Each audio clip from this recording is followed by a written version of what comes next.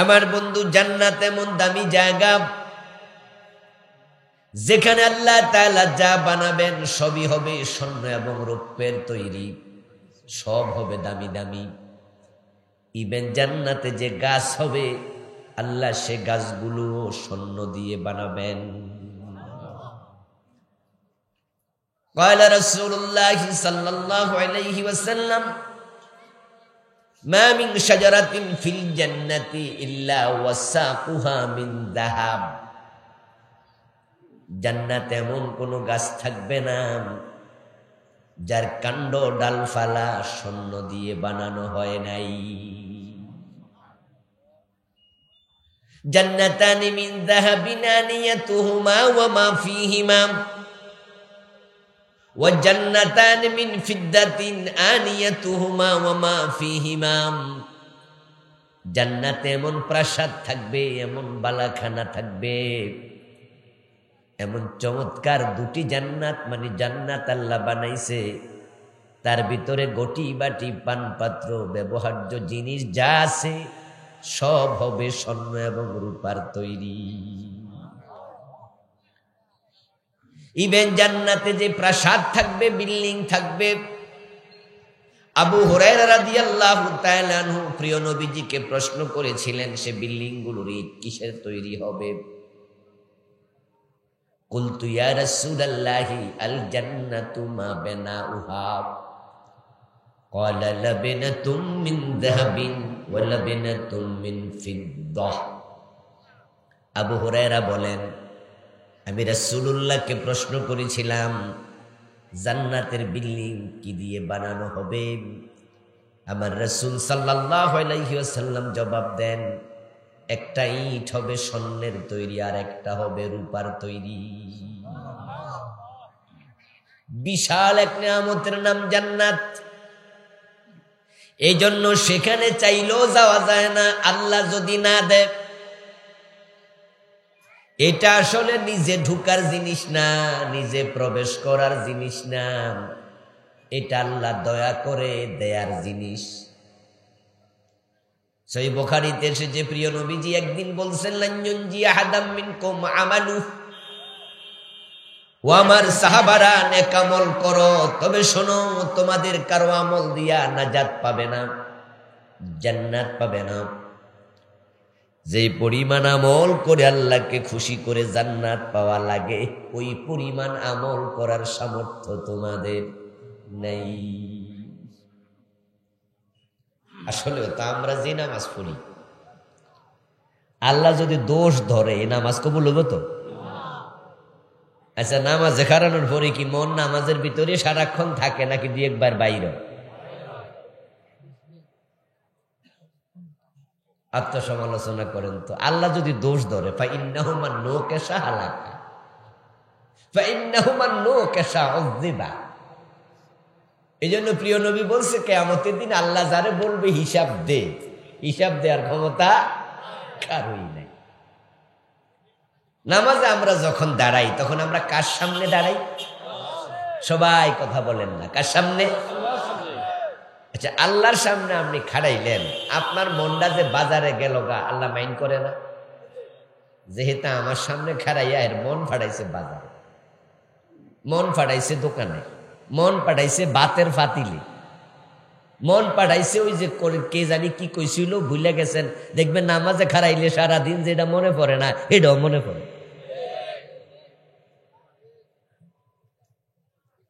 আল্লাহ যদি বলে এইসব নামাজ আমি নেই না, তাহলে আবার জবাব দিয়েন তো, পুরা জীবনে যত নামাজ পড়ছেন কয় রাকাত কবুল হয়েছে? মাঝে মাঝে আমি সিদ্ধান্ত নেই, আমি পার্সোনালি সিদ্ধান্ত নেই যে আজকে নামাজে দাঁড়াবো, এখন আল্লাহু আকবার বলার পরে সালাম ফিরানো পর্যন্ত মন যেন কোথাও যাইতে না পারে, এই সিদ্ধান্ত নিলাম। আল্লাহু আকবার দেখি কিছুক্ষণ পরে নাই, আবার দৌড়ে আনি, আবার জায়গা। এবার বলুন তো, আমরা যে রোজা রাখতেছি, রোজার যে বিধান, রোজা মানুষের জন্য ডাল হবে ততক্ষণ, মা লাম ইউখরাক, যতক্ষণ না ছিদ্র হয়। নষ্ট হয়। এখন পেটের রোজা না খাইয়া থাকা, মুখের রোজা মিথ্যা না বলা, গীবত না করা, শেকায়াত না করা, নামিমা না করা, কানের রোজা অন্যায় কথা না শোনা, হাতের রোজা হলো খারাপ কিছু না ধরা, চোখের রোজা হলো বেগানা নারীর দিকে না তাকানো, মস্তিষ্কের রোজা হলো আল্লাহর দাসত্বের বাহিরে অন্য চিন্তা না করা। শুধু উপবাস থাকার নাম তো রোজা নয়। কাম মিন সাইমিন লাইসা লাহু মিন সিয়ামিহি ইল্লা যামাব। নবীজি সাল্লাল্লাহু আলাইহি সাল্লাম বলেছেন, কত রোজাওয়ালা আছে যাদের রোজা শুধু উপবাসে পরিণত হয়। আচ্ছা বলুন তো, রোজা রাখা অবস্থায় একটা মিছা কথা কন নাই, চোখের খেয়ানত একদিনও করেন নাই, রোজা রাখা অবস্থায় আল্লাহর ইবাদতের বাহিরে কোনো চিন্তা লালন করেন নাই, রোজা রাখা অবস্থায় কোনো গুনার কাম করেন নাই। রমজান মাসে আমরা বেগুনা মাসুম থাকি, ঠিক না? রমজান মাসে সুদি লেনদেন বন্ধ থাকে, অফিসের বস চলে না, ওজনে কম কেউ দেয় না, মালে বেজাল দেয় না, মিথ্যা কথা বলে না। আচ্ছা, কোন গুনাহটা বন্ধ থাকে? তো এদের রোজা আল্লাহ নিব কেন? আমার প্রিয় বন্ধু, আপনি যদি হিসাব করেন তাহলে আপনার আমল কবুল হওয়ার মতো কয়টা পাবেন? এজন্য রাসূল বলেছিলেন, ইউনজিয়া হাদাম মিনকুম আমালুহু, তোমাদের কারো আমল তোমাদেরকে কখনোই নাজাত দেবে না। লান লান নফি তাকিদ বলান, ভবিষ্যতে চূড়ান্ত ভাবে নিষেধ করাকে লান দিয়ে হয়। এই কথা শুনে উপস্থিত সাহাবাদের কোন একজন প্রশ্ন করে বসলেন, আওয়ালা আনতা ইয়া রাসূলুল্লাহ, হুজুর বুঝেছি তো, আমাদের আমল তো কম, আমাদের আমলের অবস্থা বড় খারাপ। ইমাম সাহেব যদি সুবহান রাব্বিয়াল আলা ধীরে ধীরে 3 বার পড়ে, তাহলে কত মুসল্লি আছে সেজদায় থাইকা হুজুরে মিস কল দেয়, ঠিক না? কাশ দেয়, কাশ দিয়া হুজুরে বুঝায়, হুজুর আমার তো শেষ, আপনি কদ্দুর গেছেন। মসজিদে দাঁড়াইয়া দেখবেন নামাজ পড়তেছে, আপনি পিছনে তাকাইলেন, সালাম ফিরাইছেন, 2-4 জন পিছনে দাঁড়াইয়া বাকি নামাজ পড়তেছে, অথবা সুন্নাহ নামাজ পড়ে আপনি বসে আছেন, পিছনে লোকেরা সুন্নাহ পড়ছে, আপনি একটু পিছনে তাকাবেন, দেখবেন কত মুসল্লি নামাজে খাড়াইয়া ফ্যানের দিকে খাড়াইয়া রয়েছে। মসজিদে জানালা বনে, জানালার কয়টা গিরিল আছে, নামাজে খাড়াইয়া এমন মনোযোগী কত নামাজি পাবেন, রুকু দিয়া সোজা হয়ে খাড়ায় না, 2 সেজদার মাঝখানে সোজা হইয়া বসে না, কেরাত পড়ে ফেলে, বিমানের গতি সে আরো তাড়াতাড়ি পড়া লাগে। ওরে বাবা রে বাবা, কি গতি যে চালা! এই তো রোজা আইতেছে, রোজার মাসে টের পাইবেন হুজুরের গতি কারে কয় দেখাইয়া চালা। 18 মিনিটে 20 রাকাত তারাবি শেষ, এমন মসজিদও আছে না নাই? হুজুর যে খতম তারাবি পড়তেছে, কি পড়তেছে এটা হুজুর নিজেও বোঝে না, শুধু ভ্রমরের গুঞ্জরণ শোনা যায়। 1 রাকাত কয় মিনিটে? 1 মিনিট, 1.5 মিনিট, কেউ আবার হাফ মিনিটও সারা দিতে পারে। গতি কাকে বলে? হুজুর তো 1 নিঃশ্বাসে 7 আয়াত শেষ সূরা ফাতিহা। প্রিয় নবীজিকে সাহাবা বললেন, হুজুর বুঝেছি আমাদের আমলের অবস্থা খারাপ, কিন্তু আপনার আমল তো অনেক ভালো। রাসূলুল্লাহ নামাজে দাঁড়াতেন, নফল নামাজ, হাদিসে পাওয়া যায় তারে মাকাদামাহু, আমার রাসূলের 2 পা ফুলে মোটা হয়ে যেত। মা আয়েশা থেকে হাদিস পাওয়া যায়, প্রিয় নবীজি এত লম্বা নামাজ পড়তেন, রুকুতে গেলে মা আয়েশা বলেন আমি ভাবতাম তিনি সিজদার কথা ভুলে গেলেন কিনা, আবার সেজদা দিলে ভাবতাম সেজদায় তিনি মরে গেলেন কিনা, এত লম্বা সেজদা দিতেন। হুজুর আপনার তো ইবাদত অনেক বেশি, আপনি তো সাওমে বেসাল রাখেন, আপনার নামাজ তো বড় সুন্দর, আপনি তো মাসুম বেগুনাহ, তাহলে আপনি তো আমল দ্বারা জান্নাত পাবেন। রাসূল জবাব দেন না, ইল্লা আইয়াতাগাম্মাদানি আল্লাহু বিরাহমাতিহি, ইবাদত করে আল্লাহকে খুশি করে জান্নাত পাবো, এমন ইবাদত আমার পক্ষে করাও সম্ভব না। তবে হ্যাঁ, আমি জান্নাত পাবো, কারণ আল্লাহ তাআলা আমাকে রহমতের চাদর দিয়ে ঢেকে রেখেছেন। সুবহানাল্লাহ। রাসূল নিজে কয় আমি জান্নাত পাবো আল্লাহর রহমতের উসিলায়। তাহলে জান্নাত পাওয়ার জন্য আল্লাহর দয়া দরকার আছে কিনা? এজন্য আল্লাহ বলেন সূরা আন-নিসার 31 নম্বর আয়াতের শেষ অংশে, ওয়া নুদখিলকুম মুদখালান কারীমা, ও আমার বান্দারা, জান্নাতে যদি যেতে চাও আমি একটা শর্ত দিয়েছি, ওই শর্তটা পূর্ণ করলে আমি আল্লাহ নিজ দায়িত্বে তোমাকে জান্নাতে প্রবেশ করাবো। সুবহানাল্লাহ। ওই শর্তটা আমি আপনাদের আজকে শোনাবো। যেহেতু আমরা জান্নাতে যেতে চাই, জান্নাত বানাইছেন কে? দেবেন কে? মালিক কে? কোন পীর সাহেব হুজুরের হাতে জান্নাত আছে না? তো আছে নাকি? আছেন আমার মুক্তার, আছেন আমার ব্যারিস্টার, শেষ বিচারের হাইকোর্টে তিনি আমায় করবে পার। কিছু লোক তো ধারণা নিয়ে বসে আছে, পীর সাহেব হুজুর নিয়ে যাবে, তরাইয়া নিয়ে যাবে, অমুক আছে তমক আছে। অসম্ভব, অসম্ভব। হাসরের দিন আল্লাহ তাআলা এমন ভাবে পুরাটা পরিবেশকে কন্ট্রোল করবেন যে সেদিন তার স্ট্রেংথ দেখে, তার শাসন দেখে, তার চেহারার ভাব গাম্ভীর্যতা দেখে আল্লাহর নবীরা পর্যন্ত নফসি নফসি বলে চিৎকার দিতে শুরু। সেদিন তার সূরত হবে কাহ্হার।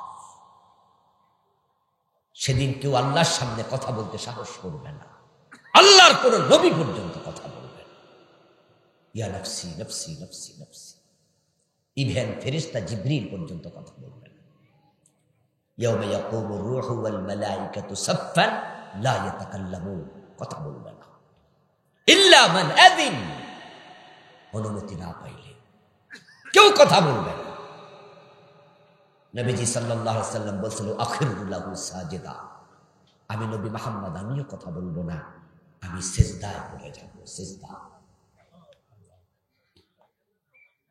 আল্লাহর হাতে জান্নাত, তাহলে বুঝলেন তো জান্নাত যিনি বানাইছেন তার হাতে তিনি রেখেছেন। কোন নবীর হাতেও জান্নাত নাই, বরং নবীগণ যে জান্নাতে যাবেন সেটার মালিক কে?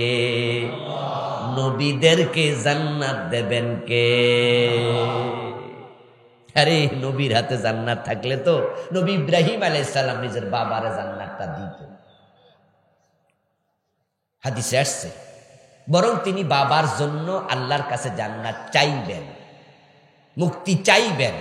আল্লাহ ইব্রাহিমের কথা সেদিন শুনবেই না।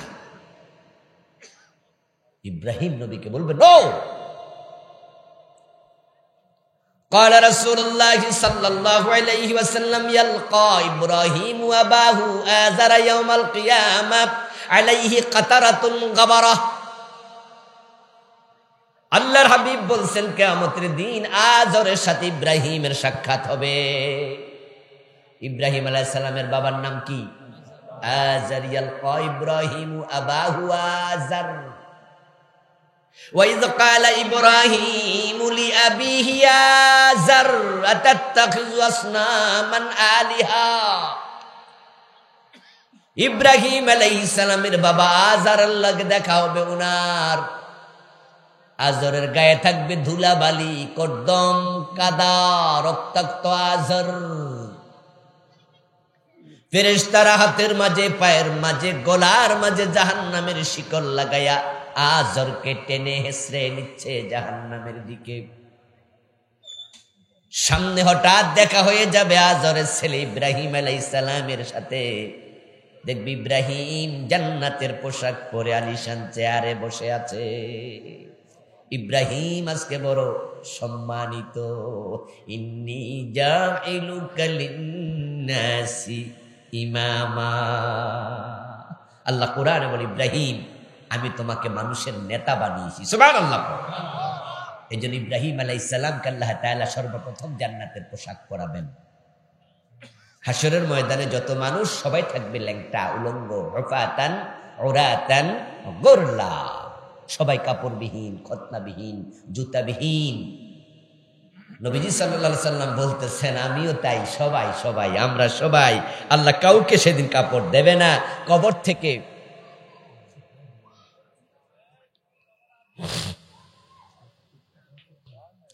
জিকির করেন লা ইলাহা ইল্লাল্লাহ,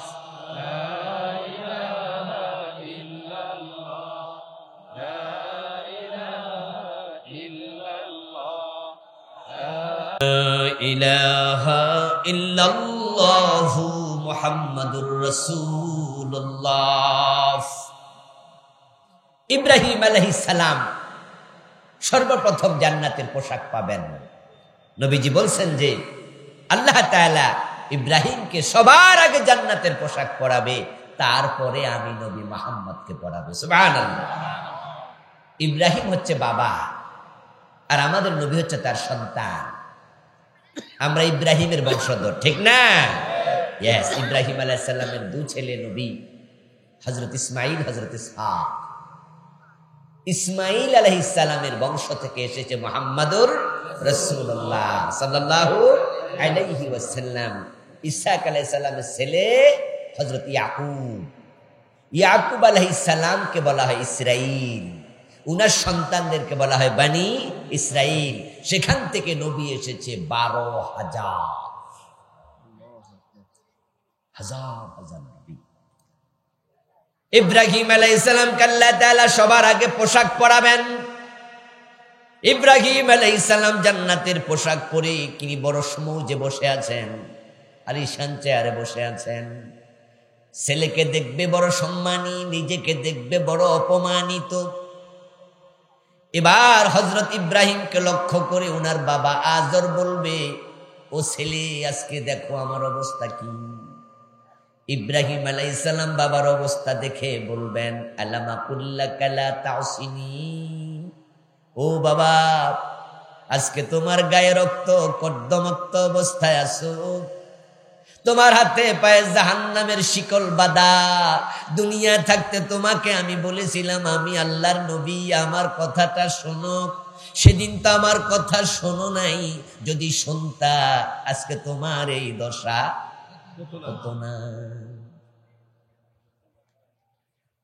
ইব্রাহিম আলাইহিস সালাম আল্লাহ তাআলার কাছে বাবার পক্ষ হয়ে এক পর্যায়ে কথা বলবেন। রাসূলুল্লাহ বলতেছে, ইব্রাহিম যখন তার বাবাকে বলবেন যে আমার কথা তো শোনো নাই, এজন্য আজকে তোমার এই দশা, তখন আজর জবাবে বলবে, আলিয়াউমা লা আসি, ওয়াদা দিলাম, কথা দিলাম, আজকে তোমার অবাধ্য হব না। আজকে তুমি যা বলো আমি তাই শুনবো। আজকে বলে দেখো কেমনে শুনি। আচ্ছা, মরার পরে কি ইবাদত করার কোনো সুযোগ আছে? এজন্য বুঝা শুনা কিন্তু চললেন দুনিয়া, চোখ বন্ধ ইবাদত শেষ। এজন্য চোখ যখন খোলা আছে সময়টা কাজে লাগানো দরকার আছে না নাই? যত পারেন এখন করেন, এখন করেন, এখন করেন। নিঃশ্বাস কবে ক্লোজ হয়ে যায় বলা যায় না, এক সেকেন্ডেরও ভরসা নাই, নিঃশ্বাসের কোনো বিশ্বাস নাই। তাই সময় কাজে লাগাইয়েন। আজর বলবে আজকে সবই শুনবো। ইব্রাহিম আলাইহিস সালাম বোঝেন যে এই কথা কইয়া কোনো আজকে লাভ নাই, এজন্য বাবারে তিনি কিছু বলবেন না। বাবারে বলবেন না কালেমা পড়ো, বাবারে বলবেন না যে আজকে আমি নবী হিসাবে মানো। উনার বাবার সাথে উনি আর কথাই বলবে না। উনি জানে বাবা তো আবেগে ঠেলায় কইয়া লাইছে, বিপদে ভইরা কইছে, এখন তো লাভ নাই। এজন্য বাবার সাথে কথা বলে লাভ কি? তিনি আল্লাহর সাথে কথা বলতে থাকবেন। এই মাইকলা, একটা হরণ আমার কানে দাও, যাও। এখানে গোতাগতি করবে, একটা হরণ বাহির থেকে আমার কানের দিকে দাও, যাও। ইব্রাহিম আলাইহিস সালাম বলবে, ইয়া রাব্বি ইন্নাকা কাদ ওয়া'আদতানি আল্লা তুখজিনি ইয়াওমা ইউবআসুন ফাআইয়ুল খিজি আখজা মিন আবিল আবআদ। ইব্রাহিম আলাইহিস সালাম আল্লাহর সাথে কথা বলবেন, ও আমার রব, আমি ইব্রাহিম যখন দুনিয়া ছিলাম তখন তুমি আমার সাথে ওয়াদা দিছো কিয়ামতের দিন তুমি আমাকে বেজ্জতি করবা না, শরম দিবা না, আমারে সম্মানিত করবা। অথচ আমার বাবার গলায় রশি, হাতের মাঝে হাত করা, পায়ের মাঝে ডান্ডা বেরি, দুলিদুশরিত অবস্থায় টানতে টানতে ফেরেশতারা জাহান্নামে নিচ্ছে। ছেলের সামনে বাবারে বেজ্জতি করলে ছেলের বুঝি বেজ্জতি হয় না? আল্লাহ তাআলার কাছে বলতেছে, তুমি তো বলছো আমারে বেজ্জতি করবা না, তো আজকে তুমি আমার বাবারে বেজ্জতি করতেছো। আচ্ছা, আপনাদের পাশের বাজারে আপনিও গেছেন, আপনার বাপেও গেছে, এক ব্যক্তি আপনার আইসা সালাম দিল, আপনার বাপের থাপ্পড় দিল, আপনার সম্মান করা হইল তো? ইব্রাহিম আলাইহিস সালাম আজকে আল্লাহ তাআলার সাথে এমন পেঁচ লাগাইয়া কথা কয়, সোজা কয় না যে আল্লাহ আমার বাবারে ছাইড়া দেন, এটা না কইয়া কয় আল্লাহ আপনি ওয়াদা করছেন আমারে কিয়ামতের দিন বেজ্জতি করবেন না, তো আমার বাবারে বেজ্জতি করতেছেন যে, ওটা আমার লাগে না? এখন যদি আপনার নিজের ওয়াদা ঠিক রাখতে চান, তাহলে আমার বাবারে বেজ্জতি থেকে আপনাকে বাঁচাতে হবে। এটা আমার কোয়া লাগবে কেন? এটা আমনে করা দরকার। পুরা নোয়াখাইল্লা পেঁচ দিস, উত্তরবঙ্গের সোজা সাপটা কথা না। উত্তরবঙ্গের লোকেরা কিন্তু সহজ সরল, আর আমরা কুমিল্লা নোয়াখালী আমরা সোজা, তবে জিলাফির মতো। আমি জয়পুর হাটে এক মাহফিল করতে গিয়ে দুপুর বেলায় খেতে বসলাম এক হোটেলে। দুদিন লাগাতার ছিলাম, তাই হোটেলে খেলাম, হোটেলে থাকলাম। তো খাইতে বসছি, ওখানকার এক ভদ্রলোক আমার সাথে বসছে। এখন হোটেলের যে হোটেল বয়, সে আইসা বলতেছে ভাত দিয়া, কয় যে আপনি গরু না ছাগল? তা আমার পাশে যে ভদ্রলোক উনি কয় যে আমি গরু। তা আমি হাসলাম আর মনে মনে ভাবলাম যে প্রশ্নকারীও কত সরল, উত্তরদাতাও কত সরল। যদি আমাদের নোয়াখালী আর কুমিল্লা কইতাম না গরু না ছাগল, আমরা কইতাম তো 14 গোষ্ঠী গরু, ঠিক না? বেটা আমি কোন তালে গরু হইতে জানি? গরু হইলে তুই হগা যা। মানে কথা সংক্ষেপ করছে আর কি, মানে জিজ্ঞেস করছে আপনি গরু খাবেন না খাসি খাবেন, ছাগল খাবেন, কিন্তু এটা না কয়ে বলতেছে আপনি গরু না ছাগল, আর হে কয় আমি গরু। হযরত ইব্রাহিম আলাইহিস সালাম আজকে একটু চমৎকার পেঁচ দিলেন, কিন্তু বলুন তো বুদ্ধি কি মাখলুকের বেশি না খালেকের বেশি? আল্লাহ তাআলা বলছেন এবার, ইয়া ইব্রাহিম উনজুর তাহতা রিজলাইক, ও ইব্রাহিম তুমি তোমার পায়ের তলায় তাকাও, পায়ের দিকে তাকাও।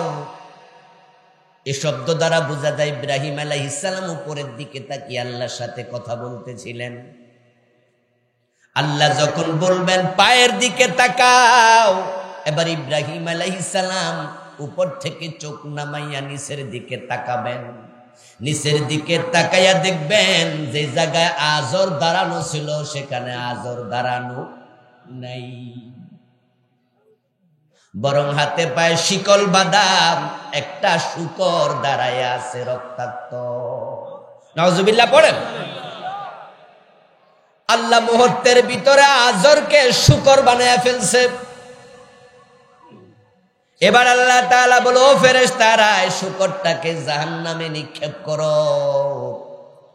ইব্রাহিমকে বুঝালেন, ইব্রাহিম তোমার শরম লাগে, তাই তোমার বাবা আজরকে শূকর বানাইয়া তোমাকে লজ্জা থেকে বাঁচাইয়া দিলাম, কিন্তু আজরকে জাহান্নাম থেকে বাঁচাবো না, কারণ যারা মুশরিক তাদের জন্য জান্নাত হারাম।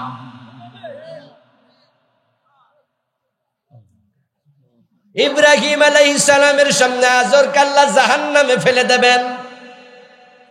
এখন আপনি যে কান্দে দোতরা লইয়া বলতেছেন আপনার ব্যারিস্টার আছে, উকিল মুক্তার আছে, তরাইয়া নিব, নবী ইব্রাহিমও তো বাবারে বাঁচাতে পারেন নাই।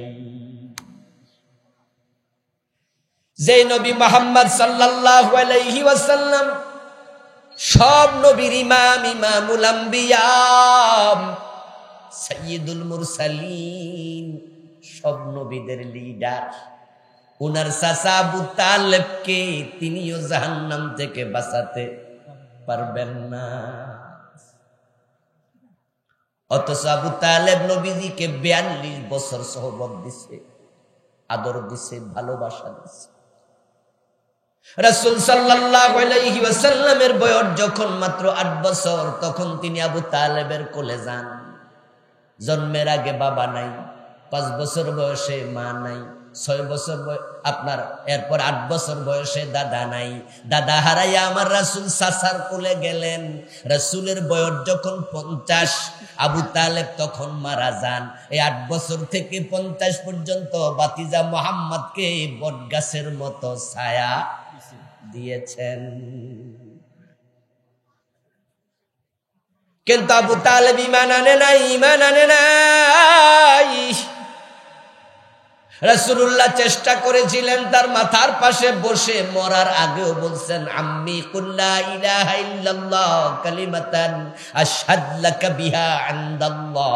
ও আমার চাচা, একটাবার কালেমা পড়ো, তুমি মরে যাও, কালেমাটা পড়ে বাকি দায়িত্ব আমি নিলাম। আমি আল্লাহর সামনে দাঁড়ায়া তোমার ইমানের পক্ষে সেদিন আমি সাক্ষী হইয়া দাঁড়াবো, সেদিন সাক্ষ্য দেব তুমি মুমিন ছিলা।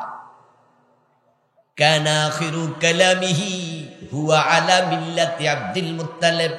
আবু তালেবের শেষ কথা ছিল, না ভাতিজা, তোমার কালেমা নিলাম না, আমার বাবা আব্দুল মুত্তালিবের ধর্মের উপর মারা গেলাম। নাউজুবিল্লাহ।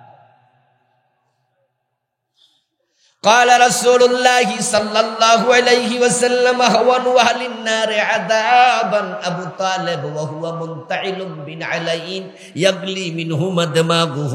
আমার রাসূল বলতেছেন, সহিহ বুখারীর হাদিস, কিয়ামতে আল্লাহ শাস্তি যখন দেবেন মানুষকে জাহান্নামে পাঠায়া, সবচেয়ে হালকা শাস্তি আবু তালেবকে দেবেন। তার গায়ের মাঝে জাহান্নামের আগুনের পোশাক দেবেন না, মাথার মাঝে আগুনের হেলমেট দেবেন না, শুধু তার পায়ের তলায় আগুনের তৈরি জুতা দুটা স্যান্ডেল দেবেন, এক জোড়া জুতা। কারণ আবু তালেব আমারে বড় ভালোবাসতো, ইসলামের বড় উপকার করছে, বিভিন্ন সময় আমার পিছনে থাইকা আমারে পাহারা দিছে। আমার সাথে শিবে আবি তালেবে 3 বছর স্বেচ্ছা জেল খেটেছে, কিন্তু কালেমা পড়ে নাই। তাই আমি তাকে আগুন থেকে বাঁচাতে পারবো না, আল্লাহ তাকে ছাড়বেন না, জান্নাত দিতে পারবো না। তার পায়ের তলায় জাহান্নামের 2টা স্যান্ডেল আল্লাহ দেবেন, ইয়াগলি মিনহুমা দিমাগুহু। ওই 2টা স্যান্ডেলের উত্তাপে তার মাথার মগজ উতরাতে থাকবে চিরকাল। জান্নাতের মালিক কে? এখান থেকেই তো কথাগুলা বলতেছি নাকি? এখন আল্লাহ তাআলা বলছে, তোমরা যদি আমার একটা কথা শোনো, আমি তোমাদেরকে নিজ দায়িত্বে জান্নাতে প্রবেশ করাবো। সুবহানাল্লাহ। সেই কথাটা কি? আসুন, ইতাজতানিবু কাবাইরা। ও দুনিয়ার মানুষ, তোমরা যদি কবিরা গুনাহ ছেড়ে দাও, মা তুনহাউনা আনহু, যা ছেড়ে দিতে বলা হয়েছে, নুকাফিরানকুম সাইয়্যাতিকুম, এই কাজটা যদি করো, আমল নামে যত সগীরা গুনাহ আছে আমি এমনিই মাফ করে দেব। তোমরা যদি কবিরা গুনাহ ছেড়ে দাও, আমি সগীরা গুনাহগুলো এমনি মাফ করে দেব। ওয়া নুদখিলকুম মুদখালান কারীমা, এবং সম্মানের ঘর জান্নাতে আমি আল্লাহ নিজে প্রবেশ করাবো। একটি শর্ত, এই শর্ত পূর্ণ করুন। যদি না করেন, যিনি শর্ত দিয়েছেন তিনি আপনাকে জান্নাত দেবেন না। আরবিতে একটি কায়দা আছে, এটা ইসলামের মূলনীতির অংশ। ইজা ফাতা শারতু ফাতাল মাশরুত। শর্ত যখন ফাউত হয়, মাশরুত তখন ফাউত হয়। শর্ত প্রযোজ্য। এই শব্দটি খেয়াল করে সামনে আগাবেন। এই হবে, ওই হবে, ওই হবে, ওই হবে, এই দেবে, সে দেবে। শেষ দিকে বলতেছে, যদি আপনি দাম পরিশোধ করেন। তো কি হইল এটা? ভাই, আপনাকে আমি মোটরসাইকেল দেব, আপনাকে এটি প্রাইভেট কার দেব, আপনাকে আমি চেয়ার দেব, সোফা দেব, সব দেব। সব বলার পরে বললাম, তবে দাম আপনি দেবেন। তো কি হইল? আপনি এর আগে তো খুশি হয়ে গেছিলেন, হুজুর আজকে আমরা মোটর সাইকেলও দিব, হুজুর প্রাইভেট কারও দিয়া যাইব। কই রে, শেষে যখন কইছি দাম দিবেন, তখন কবেন দুধ দাম দিলে হুজুর উত্তর নেব কেন? আল্লাহ তাআলা শর্ত দিলেন, যদি কবিরা গুনাহ ছেড়ে দাও, এর মানে দাঁড়ালো শর্ত পূর্ণ করবেন না, জান্নাতে তিনি প্রবেশ করতে দেবেন না। এখানে যারা আছেন তারা আমার সাথে দয়া করে আরেকটি বার আওয়াজ দিয়ে বলবেন তো, আমরা জান্নাতে যেতে চাই। কিন্তু সুদে টাকা লাগানো আছে এমন লোক আজকের মাহফিলে আছে কিনা? ঘুষ খায় এমন দুই একজন আছে না নাই? ওজনে কম দে, মালে বেজাল দে এমন 2-4 জন আছে না নাই? বাপ মরছে 7 বছর, মা মরছে 10 বছর, বোনের হক দেয় না, জোর করে খায় এমন জালেম ভাই 2-1 জন আছে না নাই? মিথ্যা বলে, গীবত করে, সগলখড়ি করে, পরিবারে দ্বন্দ্ব লাগায়া দেয়, ভাই ভাইয়ের বউয়ের মাঝে, বাপ ছেলের মাঝে, স্বামী স্ত্রীর মাঝে পেঁচ লাগায়া দেয় এমন জালেম আছে না নাই? আপনি সুদে টাকা লাগাই আল্লাহর জান্নাত খুঁজবেন, কোন সুযোগ নাই। যদি তোমরা কবিরা গুনাহ ছেড়ে দাও তাহলে আমি জান্নাত দেব। আজকের মাহফিলে আমাদের আমল নামায় কবিরা গুনাহ নাই এমন কয়জন আছি? তো কবিরা গুনাহ না ছাড়লে জান্নাত কেমনে? বিপদের কথা, বড় বিপদের কথা। আল্লাহর কথা না শোনার নাম গুনাহ। যেটা শক্তভাবে বলে সেটা মানা ফরজ, যেটা শক্তভাবে নিষেধ করে সেটা করা হারাম, ঠিক না? শক্তভাবে বলেছে এটা করো, তাহলে এটা করতেই হবে, না করলে কবিরা গুনাহ। আর সিরিয়াসলি বলছে এটা করো না, এটা করলেই কবিরা গুনাহ, এটা হারাম। আদম আলাইহিস সালাম আল্লাহ তাআলা জান্নাতে দিলেন, দিয়ে বললেন ওই গাছের কাছে যেও না, ওয়ালা তাকরাবা হাদিহিস শাজারা ওয়ালা তাকরাবা হাদিহিস শাজারা ফাতাকুনা মিনাজ জালিমিন। ওই গাছের কাছে গেলে হয়ে যাবে জালেম। আদম এবং হাওয়া আলাইহিস সালাম আল্লাহর কথা শুনেছিল না লঙ্ঘন করেছেন? আল্লাহর কথা শুনেন নাই মাত্র কয়টা? কথা বলে না কেন ভাইয়েরা? কয়টা? জান্নাতের পোশাক ছিল না আল্লাহ খুলে নিলেন? জান্নাতে থাকতে দিলেন না বের করে দিলেন? কথা শুনে নাই কয়টা? আর আমরা শুনি না কয়টা? উনি জান্নাতের পোশাক থেকে বঞ্চিত, জান্নাত থেকে আল্লাহ বের করে দিলেন। আমরা ডজন ডজন না শুনে ওই জান্নাতে যাওয়ার স্বপ্ন কেমনে দেখি? ইবলিস শয়তান আল্লাহর আদেশ শুনে নাই কয়টা? জান্নাতে থাকলেন না বের করে দিলেন। ফখরুজ মিনহা ফাইন্নাকা রাজিম। আল্লাহ বলে বেরিয়ে জাতীয় অভিশপ্ত, মাত্র একটা শুনে নাই। আদম হাওয়া আলাইহিস সালামের ব্যাপারে কোরআনে আল্লাহ বলে ফালাম্মা যাকাশ শাজারা বাদাত লাহুমা সাওআতুহুমা তাফিকা ইয়াকসিফান আলাইহিমা মিন ওয়ারাকিল জান্নাহ। যখন ওই গাছের ফল খেলো সাথে সাথে লজ্জাস্থান উন্মুক্ত হয়ে গেল, জান্নাতের পোশাক খুলে পড়ে গেল। ও দুইজন বলতে বাধ্য হলো রব্বানা যালামনা আনফুসানা। সুতরাং আদমের সন্তানেরা যখনই কোনো গুনাহ হবে তখন বাবা আদম মা হাওয়ার মতো তাওবা করতেই হবে।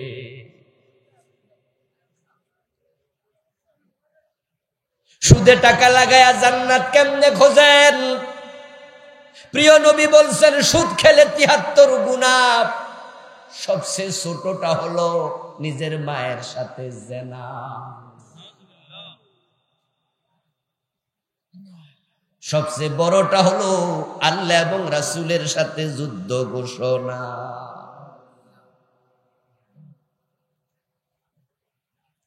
ও দোস্ত, বোনের হক নষ্ট কইরা, ভাইয়ের হক নষ্ট কইরা আজকে টুপি মাথার দিয়া বসে আছেন মাঝখানে দেখ আপনারই মাহফিলে। মসজিদে ইমামের পিছনে দাঁড়ায়া নামাজ পড়েন আর মনে মনে ভাবেন নামাজ জান্নাতের চাবি পাইয়া গেছেন। অথচ নবীজি বলছেন, মান কাতা মিরাসা ওয়ারিসিহি কাতা আল্লাহু মিরাসাহু মিনাল জান্নাহ। যে ব্যক্তি তার ওয়ারিসের মিরাস কেটে নেয়, আল্লাহ তার জান্নাত কেটে নেন।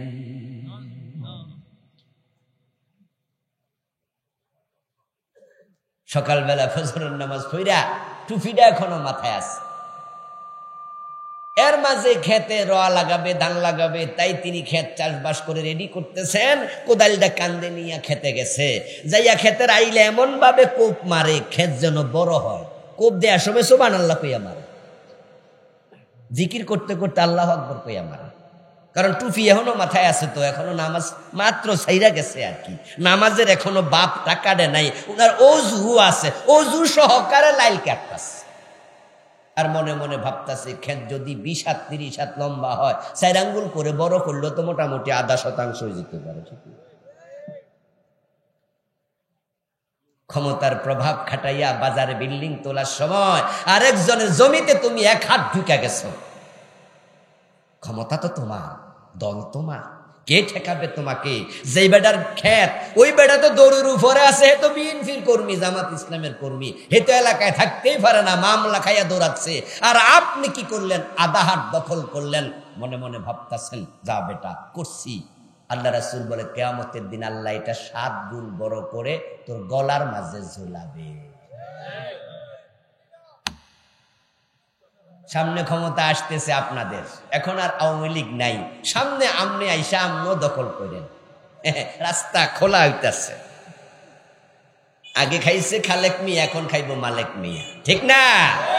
এজন্য কেউ কেউ খাওয়ার জন্য মুছে তেল দিতেছে, যে আমরা খাবো, আমরা 15টা বছর খাইতে পারি নাই। বেটা দেশ কি তোরা একা স্বাধীন করছ? আমরা করি নাই। এজন্য আপনিও মুছে তেল দিচ্ছেন। খাবেন হালাল না হারাম বুঝা শুনা খাবেন, হারাম খাবেন তো শেষ গজবে পড়ে যাবে। ইন্নাল্লাহা তাইয়্যিবুন লা ইয়াকবালু ইল্লা তাইয়্যিবা। আল্লাহ পবিত্র, তিনি অপবিত্র কিছু গ্রহণ করেন না।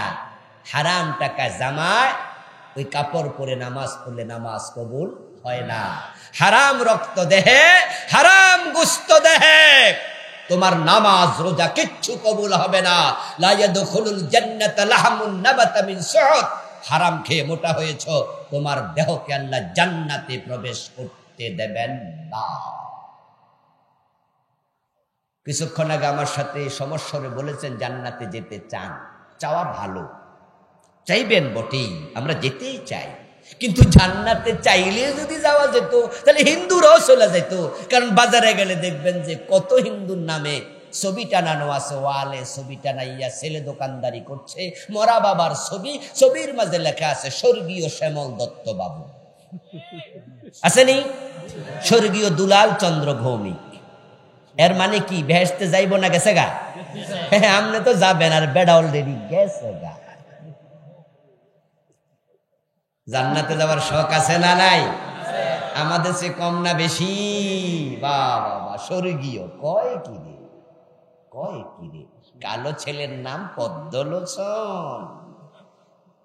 মূর্তি পূজা করে তুমি দুর্গার কাছে মাথা নত করে, সরস্বতীকে রব ডেকে, লক্ষ্মীকে ডেকে তুমি আল্লাহর জান্নাত চাও। জান্নাত কি এত সোজা?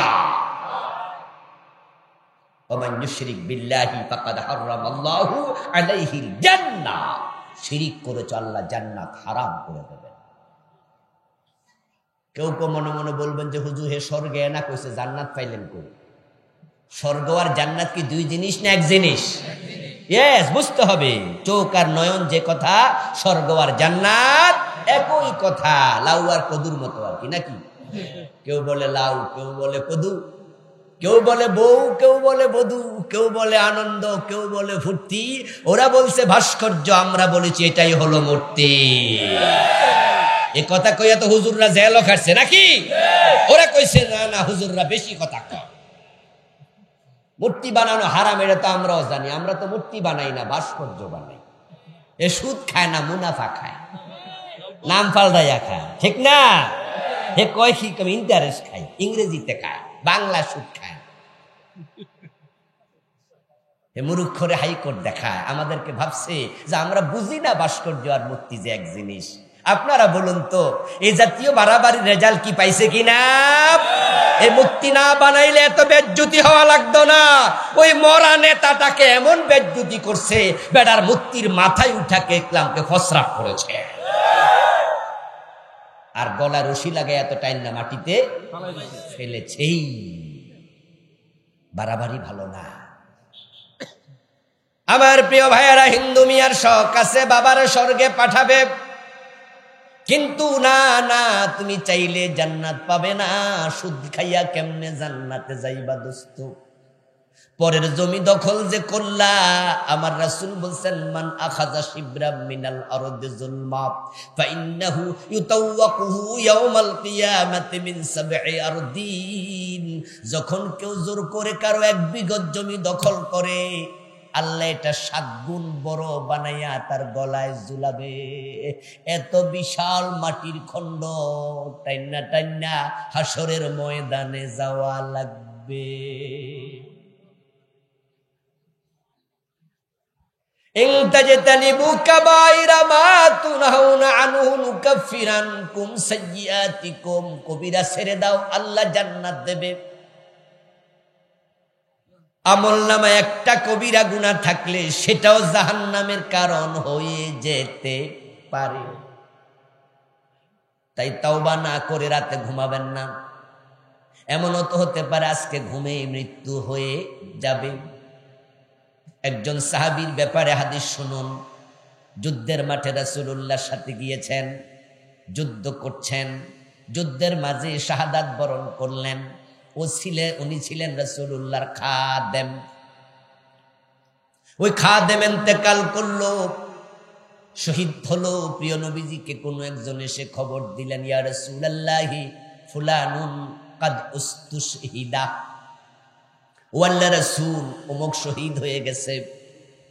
এই কথা শুনে প্রিয় নবী জবাব দেন, কাল্লাহ কাদ রাআইতুহু ফিন নারি বিআবাআতিন কাদ গাল্লাহা। তুমি যার কথা বললা শহীদ হয়েছে, আমি নবী বলছি অসম্ভব। সে শহীদ হয় নাই, সে মারা গেছে, কারণ তাকে আমি জাহান্নামে দেখে এসেছি। মৃত্যুবরণ করেছে বলো, শহীদ হয়েছে বলো না। কাদ রাআইতুহু ফিন নার, আমি তাকে জাহান্নামে দেখেছি। এবার রাসূলুল্লাহ কারণ বর্ণনা করছেন, বিআবাআতিন কাদ গাল্লাহা।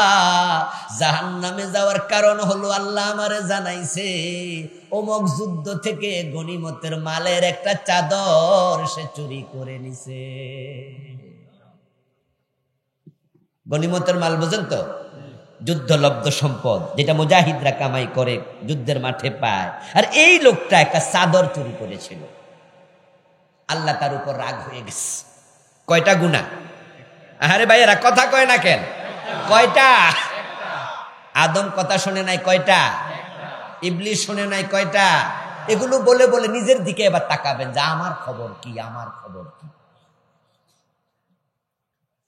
ইউনূস আলাইহিস সালাম আল্লাহর মাত্র একটা কথা না শুনে এলাকা থেকে রওনা দিছে, আল্লাহ দইরা মাছের পেটে ঢুকিয়ে দিছে। অপরাধ কি ছিল? ইউনূস আলাইহিস সালামের অপরাধ কি ছিল? উনি বড় কোনো অপরাধও করে নাই। উনি উনার এলাকা থেকে চলে যাচ্ছিলেন। উনার নবুয়তের এলাকা ছিল নিনুয়া নামক এলাকা। ওখানে তিনি নবুয়তের দায়িত্ব পালন করতেন। আগেকার নবীরা তামাম দুনিয়ার নবী না আঞ্চলিক নবী? ইয়েস, অঞ্চল ভিত্তিক নবী। আপনাকে যদি এই প্রাইমারি স্কুলের হেডমাস্টার বানাইয়া পাঠানো হয়, আপনি যদি আরেক স্কুলে বইয়া থাকেন, তাহলে শোকজ খাওয়ার সম্ভাবনা আছে না নাই? চাকরি করা যেমন দায়িত্ব, জাগা মতো করাও দায়িত্ব।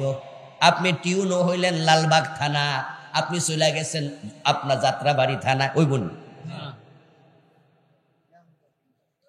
হযরত ইউনূস আলাইহিস সালামের নবুয়তের সীমানা হলো নিনুয়া এলাকা। একবার কিছু উম্মত উনার উপরে চড়াও হচ্ছেন, এটা উনি ভাবলেন, কারণ নবীদেরকে মারছে এমন জালেম উম্মত আছে না নাই? উনিও ভেবেছিলেন তারা আমারে মারতে আসতেছে। এখন যদি মারতেও আসে, উনি আল্লাহর সাথে কথা বলা দরকার ছিল। ও আল্লাহ, তারা আমারে মারতে আসতেছে। এখন আমি কি এখানে বসে থেকে মাইর খামু, নাকি আপাতত একটু আমি হিজরত করমু? হিজরতের জন্য অনুমতি দরকার আছে না? স্টেশন ত্যাগ করার নিয়ম আছে। এজন্য আপনারা দেখবেন আমাদের প্রিন্সিপালরা, আমিও একটা মাদ্রাসার মুহাদ্দিস, সরকারি চাকরি আমরা যারা করি, সিস্টেম ফলো করতে হয়। প্রিন্সিপাল আজকে মাদ্রাসায় থাকবে না, কোথাও যাবে, তাহলে কিন্তু উনি আরেকজনকে প্রিন্সিপালের দায়িত্ব দিয়ে যাওয়া লাগে। নিয়ম আছে, চাইলে চলে যেতে পারবে না। ইউনূস আলাইহিস সালাম আল্লাহর সাথে পরামর্শ করেন নাই, না করে তিনি যাইয়া নৌকায় উঠছে। কারণ তিনি নৌকা করে যাওয়া লাগবে, একটা নদী আছে, নদী পার হইয়া চলে যাবেন। আসমানের মালিক কই, ইউনূস কার অনুমতি নিছ? কেমনে যাও আমিও দেখমু। ওই নৌকা নদীর মাঝে গিয়া কাঁপতে শুরু করছে। পরে লোকজন উনারে দইরা নৌকা থেকে ফালাই দিছে। আল্লাহ কয়, আমি না ফালাইছি, পাবলিকে তো আর ফালায় নাই, নৌকা কাফা কাফি দিছে কেডা? এজন্য আল্লাহর নবী তো আল্লাহর ভালোবাসার মানুষ। ফালতাকামাহুল হুতু ওয়া হুয়া মুলিম। আল্লাহ একটা বড় মাছের কয়, মাছ যা আমার ইউনূসকে গিলে ফেল, তবে সাবা টাবা দিস না। টুক করে গিলালা, লজেন্সের মতো আর কি। ইউনূস আলাইহিস সালামকে মাছ কোনো কামড় মামড় দেয় নাই, শুধু গিলালাইছে। ফালতাকামাহু, লোকমার মতো গিলছে। সুবহানাল্লাহ পড়ে। কোরআনে আল্লাহ এগুলো কাহিনী কর। আচ্ছা, কোরআন কি কাহিনীর কিতাব? এগুলো কয় কেন? এগুলোর ভিতরে আমাদের শিক্ষা আছে না নাই? আল্লাহ বুঝাইছে শিক্ষা নেই, শিক্ষা নেই উম্মতে মুহাম্মাদি। ইউনূস থেকে শিখ। সুদ খাইয়াও জান্নাত, ঘুষ খাইয়াও জান্নাত, জমিন আমার, আইন চলবে আমার। 54টা বছর আমার আইনে চালাস না, তোরা জান্নাত খোঁজস কেমনে? জান্নাতে তো মাগনা। দেশ চালাইবি ব্রিটিশ আইনে, গোলামি করবি ব্রিটিশের, আর জান্নাত চাইবি আমার কাছে, এত সোজা। ইউনূস আলাইহিস সালাম মাছের পেটে যাইয়া দেখে, কিরে কোন জায়গায় আইলাম, যে অন্ধকার অন্ধকার চারিদিকে। মাছের পেটে কি লাইট আছে নাকি? কিরে আইলাম কই, এত অন্ধকার। বুঝা লাইছে ধরা তো খাইয়া গেছি রে, আল্লাহরে তো জিগাই নাই জামু নাকি। মনে হয় না জিগানোর কারণে আল্লাহ আমারে বন্দি করছে। এবার মাছের পেটে 40 দিন বন্দি। এক পর্যায়ে তিনি পড়লেন, আমার সাথে পড়ুন, লা ইলাহা ইল্লা আনতা সুবহানাকা ইন্নী কুনতু মিনাজ জালিমিন। ও আল্লাহ, তুমি ছাড়া ইলাহ নাই, তুমি পুত পবিত্র, আর আমি ইউনূস, আমি জুলুমকারী, আমি অন্যায় করছি। আল্লাহ সুবহানাল্লাহ পড়েন। আদম নবীও ভুল করছে, ভুল করার পরে বলছে রাব্বানা যালামনা, আল্লাহ জুলুম করছি, আর আমরা এত গুনাহ করি, তওবা করতে মন চায় না। আমরা বলি যে ইসলাম দিয়ে দেশ চালাও, কোরআন দিয়ে দেশ চালাও, চোর ধরে হাত কাটো, এটা ফরজ, ডাকাত ধরে শুলে দাও, জেনা করলে পাথর মারো, মদ পান করলে 80 বেত লাগাতে হবে, আইন করো, আল্লাহর আইনে দেশ চালাও, তওবা করো। 54 বছর চালাও নাই, আল্লাহর জান্নাতের দিকে আসো। না না, হাসে তো না, আল্লাহর আইনের কথা কইলে উল্টা রাজাকার বলে, ঠিক কি না? মৌলবাদী বলে। আগে মৌলবাদী আমরারে কইয়া গালি দিছে একদল, এখন দিতেছে আরেক দল। কি আশ্চর্য চরিত্র! নেতা বলে কিনা সাক্ষাৎকারে সাংবাদিকদের সামনে যে বাংলাদেশে আমরা কোনো মৌলবাদীদের শাসন চাই না, যারা ইসলাম মানে তারা মৌলবাদী না। হ্যাঁ, যদি মৌলবাদী মনে হয় আমাদেরকে তোমরা বলতে থাকো, আমাদের কিছু আসে যায় না, আমরা ধর্মের মূলে থাকতে চাই। মৌল মানি মূল, বাদী মানি ওয়ালাব, আমরা মূলে থাকবো, তোমরা আগায় ওঠো, আগায় উঠতে থাকো। যারা বেশি আগায় উঠেছে, আগস্টের 5 তারিখে যখন গোড়া লাড়া দিয়েছে, দিল্লি দানুর বাড়িতে পালানো লাগছে, দাদার বাড়ি পলাইছে, এক কাপড়ে পলাইছে, দ্বিতীয় কাপড় নিতে পারে নাই, রান্না করেছিল, ভাত খাইয়া পলানোর টাইম পায় নাই। আসমানের মালিকের ধরা, ইন্না বাতশা রব্বিকা লাশাদীদ। উমলি লাহুম ইন্না কাইদি মাতিন, নিশ্চয় তোমার প্রভুর ধরা বড় শক্ত। আল্লাহ বলে আমি ছাড় দেই কিন্তু ছেড়ে দেই না। ইন উমলি লাহুম, আমি রশিতে ঢিল দেই। ইন্না কাইদি মাতি, নিশ্চয় আমার কৌশল অত্যন্ত শক্ত। সুবহানাল্লাহ, সুবহানাল্লাহ। আশ্চর্য হয়ে শুধু দেখেছি, আশ্চর্য হয়ে আমার আল্লাহর ক্ষমতা শুধু দেখেছি, তার কুদরত শুধু উপলব্ধি করেছি, বিস্মিত হয়েছি কিভাবে সাজানো গোছানো একটা বাগানকে আল্লাহ একদিনে তছনছ করে দিয়েছে। কেমনে গোছাইছিল, একটা চকিদার নিয়োগ করলো, জিগাইতো কোন দল করে, ঠিক কিনা? পুলিশের কনস্টেবল দল ছাড়া নিয়োগ দেয় নাই, কোন অফিসার বানায় নাই, সব জায়গায় নিজের দলের লোক দিয়া এমন ভাবে সাজাইছে, ভাবছে ফেরাউনের মতো ক্ষমতা থেকে সরা লাগবে না, বছরের পর বছর থাকবো থাকবো থাকবো। তাই ঘোষণা করছে ভিশন 2041, 2041। এর মাঝে আর লড়াছড়া নাই, লাগাতার চলেছি। 15 বছর ছিলাম, 41 মানে 2025 থেকে আবার 15 বছর, 30 বছর আমরা ক্ষমতায় থাকবো। এরপর দরকার হইলে ভিশন 2050 2,500 সন ঘোষণা করে দেব, ঠিক না? দেখা যাবে কি হয়। এজন্য মজা করে বলেছে তাচ্ছিল্যেশ্বরে, কিসের আন্দোলন, এই বছর না ওই বছর, মানুষ বাঁচে কয় বছর। বুঝাইছে কিচ্ছু করতে পারবা না। আসমানের মালিক বলে আমি ধরলে আর ছাড়ি না, যখন ধরি পলানোর সুযোগও দেই না। এজন্য 2-1 দাড়ি মারি কামাইছে, ফলাইতেও পারে না। সামনে চান্স পাইলে কি আপনারা খাইবেন নাকি? আল্লাহ কয় কান্দের মাঝে 7 গুণ বড় কইরা জমিন তারপরে জুলামু, সেদিন বাঁচবি কেমনে? সেদিন বাঁচা যাবে? এই জন্য যারাই অন্যায় করেছেন, কবিরা গুনাহ করেছেন, ভাই সাহেবুল বাইত আদরা বিমাফি, আরবি প্রবাদ, বাড়ির মালিক ভালো জানে বাড়িতে আছে কি। আপনারা এখানে যারা আছেন কে কোন গুনাহ করেন, আপনারটা আমি জানি না, আমারটা আপনি জানেন না, কিন্তু নিজেরটা নিজে জানি কি না? আল্লাহর কাছে চোখের পানি ছেড়ে দিয়ে তওবা করবেন। ইউনূস আলাইহিস সালাম মাছের পেটে, আল্লাহ তাআলা যখন তিনি এই দোয়া পড়লেন, তখন মাছকে বললেন, যা মাছ, আমার ইউনূসকে তুই এবার বমি করে দে। সুবহানাল্লাহ পড়েন। ইউনূস আলাইহিস সালাম 40 দিন পরে মাছের পেট থেকে ছাড়া পেলেন, তবে ছাড়া পেলেন তাওবা করে। আদম আলাইহিস সালামও জান্নাত আবার পেয়ে গেলেন, ক্ষমা পেয়ে গেলেন তাওবা করে। শয়তান তাওবা করে নাই, সে মাপ পায় নাই। এখন আমরাও জান্নাতে যেতে হলে কবিরা গুনাহ যা করেছি ছেড়ে দিয়ে তাওবা দরকার আছে না নাই? ইউনূস যদি তাওবা না করতো তাহলে কি হতো, সেটাও আল্লাহ কোরআনে বলছে। আল্লাহ বলছে, দেখেন আমাদের শিখায়। আল্লাহ তাআলা বলেন, ফালাউলা আন্নাহু কানা মিনাল মুসাব্বিহিন লালাবিসা ফি বাতনিহি ইলা ইয়াউমিন ইউবআসুন। ইউনূস যদি তাওবা না করতো, আমার তাসবিহ না পড়তো, ইন্নী কুনতু মিনাজ জালিমিন না বলতো, ইউনূসকে আমি কিয়ামত পর্যন্ত মাছের পেটে আটকায়া রেখে দিতাম। ওরে বাবা রে, শব্দ কি দেখছেন?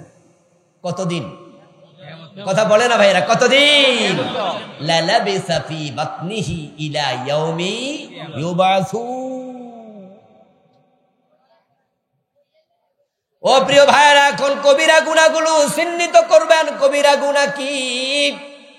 কবিরা গুনাহ হলো সেই গুনাহ যেই গুনাহ করলে আল্লাহ আযাবের ভয় দেখাইছে, যে গুনাহ করলে আল্লাহ শাস্তির ভয় দিয়েছে, কিসাসের কথা বলেছে, হুদুদের কথা বলেছে।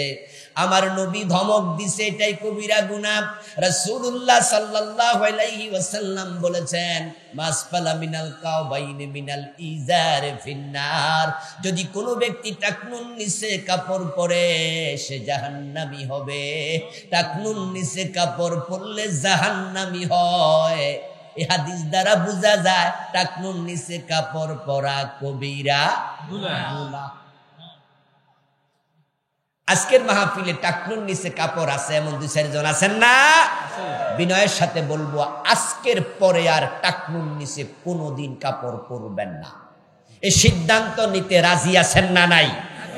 এই যুবকেরা আপনাদেরকে বলছি, বিশেষ করে যুবক ভাইয়েরা, যাইয়া দেখা যায় যে ফ্যান একটু ধাক্কায় উপরে তোলে, তারপরে নামাজ পড়া বাইরে হওয়ার সময় আবার টাইনা নিচে নামাইয়া দেয়। তো নামাজের সময় যদি ফ্যান টাকনুর উপরে থাকে, আপনি তখন আল্লাহর গোলাম, নামাজের বাহিরে কি শয়তানের গোলাম হওয়ার সুযোগ আছে? রাসূলুল্লাহ সাল্লাল্লাহু আলাইহি সাল্লাম আদেশ করেছেন, দাড়ি রাখো, দাড়ি রাখো। কোন নবী কোনদিন দাড়ি কামান নাই, কোন সাহাবী দাড়ি কামিয়েছেন কোন প্রমাণ নাই। আপনি নিয়মিত দাড়ি কামাচ্ছেন, দাড়ি কামানো কবিরা গুনাহ। ও দোস্ত, কান খুলে শোনো, একটা সুন্নাহর সাথে যাবে, যে সুন্নাহর নাম হলো দাড়ি। টুপি যাবে না, টুপি সুন্নাহ। পাগড়ি কবরে যায় না, পাগড়ি সুন্নাহ। মেসওয়াক কবরে যায় না, মেসওয়াক সুন্নাহ। শুধু একটা সুন্নাহ কবরে যায়, যেটার নাম হলো দাড়ি। কবরে যাওয়ার পরে রাসূলের সাথে দেখা হয়ে যাবে সবার। ভালো মানুষেরও দেখা হবে, খারাপ মানুষেরও দেখা হবে। ফেরেশতা যে 3টা প্রশ্ন করবে, তার মাঝে একটা প্রশ্ন হচ্ছে, ওমান হাযার রাজুল আল্লাযী বুইসা ফীকুম, উনাকে চিনো নাকি? রাসূলকে দেখায়া ইঙ্গিত করবে, উনাকে চিনো নাকি? রাসূল সামনে থাকবে। তুমি যদি মিল না থাকে তোমার চরিত্রের, কর্মের, আদর্শের, সেদিন রাসূলকে তুমি চিনতে পারবে না। বলুন তো, প্রিয় নবী যখন কবরে দেখতে পাবেন রাসূলকে, উনার মুখে দাঁড়িয়ে আছে না নাই? তা আপনি যদি মারা যান দাড়িবিহীন, আপনার চেহারার সাথে রাসূলুল্লাহ চেহারার মিল নাই। কবরে যখন মানুষকে রাখে তখন একটা দোয়া পড়া হয়। দোয়াটা হচ্ছে বিসমিল্লাহি আলা মিল্লাতি রাসূলিল্লাহ, আল্লাহর নামে তোমাকে রাসূলের দলে তুলে দিলাম। এখন কবরে যদি রাসূলের দলে যোগ দিয়ে যেতে হয়, মরার পরে যোগ দেবেন না, মরার আগে। রাসূলের দল মানে হচ্ছে আল্লাহর কোরআনের দল। সুতরাং দেশে কোরআনের দল আছে না নাই? কোরআনের দলে যোগ দেন, না হয় যতই দোয়া ভরে দিক, রাসূল তার দলে আপনাকে নেবেন না। কারণ মরার পরে আমল করার কোনো সুযোগ আর নাই। অনেকে আছে নিজেরা কয় আমি কোনো দল করি না। এমন হুজুরও আছে, ফিরও আছে, খতিবও আছে, বক্তাও আছে, আছে না? কয় আমি কোনো দল করি না। আচ্ছা, আপনি কোনো দল করেন না, তাহলে কবরে দেওয়ার সময় কোন দোয়া পড়ব? কারণ যে দোয়া আছে দোয়াতে দলের কথা আছে না নাই? বিসমিল্লাহি, আল্লাহর নামে, ওয়া আলা মিল্লাতি রাসূলিল্লাহ, রাসূলের দলে। তা আপনি যে কইছেন দলে নাই, তা আপনারে কোন দোয়া পড়ব? আপনি নিজে দোয়া একটা বানাই দিয়ে যায়। রাসূলের উম্মত ৭৩ দল, জান্নাতি হবে কয় দল? কয় দল? তো যে কয় দল করি না, হে তো ৭৩-এর ভিতরে নাই। রাসূলের উম্মত ৭৩ দল, তা আপনার দল নাই, তা আপনি তো উম্মতের ভিতরে পড়েন না। এই কথাগুলো কারা বলে জানেন? যারা সবাই থেকে সুবিধা নিতে চায়। কারণ দল করি না কইলে মামলা খাওয়া লাগে না। দল করি না যারা, যারা করে নাই, তারা কিন্তু গত 15 বছর আরামে ঘুমাইছে। ওই ফির মামলা খায় না, ওই খতিবের জেল হয় না, ওই বক্তার মাহফিল বন্ধ হয় না, যে ইসলামী দল করে না। খাইয়া খাইয়া গলা মোটা হয়েছে, পেট বড় হয়েছে। আর যারা ইসলামী দলের কর্মী ছিল, দায়িত্বশীল ছিল, ডজন মামলা লইয়া ফেরারি আসামি হয়ে বাড়িতে ঘুমাইতে পারে নাই, বছরের পর বছর চলে গেছে।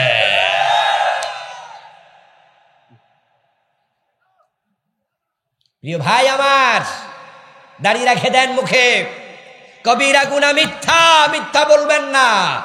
এইখানে বসে আছেন, ব্যবসায়ীদের মাঝে এমন বেশি পাবেন যারা সারাদিন মিছা কথা কয়। দোকানের মাঝে যত মাল আছে সব ভেজাল, অথচ পাবলিকের কাছে কয় কি সব কয় নাম্বার? 1 নাম্বার। দুধ বেচে, দুধে পানি মিশায়, মানুষের কাছে কয় যে না খাঁটি গরুর দুধ। কিসের দুধ? খাঁটি গরু। জিগাইলে কয় গরু তো খাঁটি, দুধে না সমস্যা। বুদ্ধি দেখছেন? খাঁটি শব্দটা কই লিখছে? দুধের আগে লিখছে নাকি? গরুর খাঁটি দুধ পাওয়া যায়, এটা কিন্তু লেখা না। দেখবেন অধিকাংশ লেখা এটা পাবেন না, গরুর খাঁটি দুধ পাওয়া যায়, এটা লিখবে না, লিখবে খাঁটি গরুর দুধ পাওয়া যায়। কই যে গরুতে তো কোনো প্রবলেম নাই, প্রবলেম তো দুধে না।